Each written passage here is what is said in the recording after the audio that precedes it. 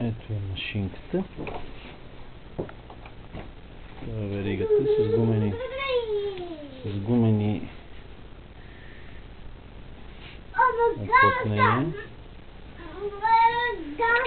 Това е зърното колело, което е разглобено в случая. Фактически зърното колело се стига до тук, до средата.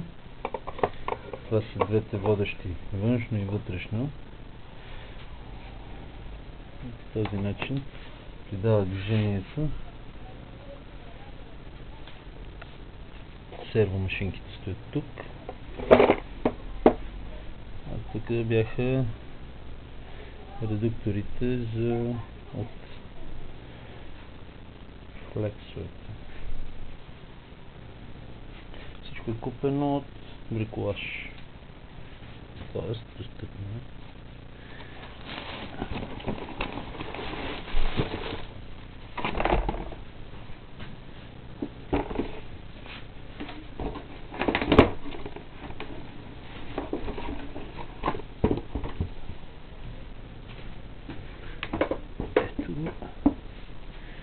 Представлява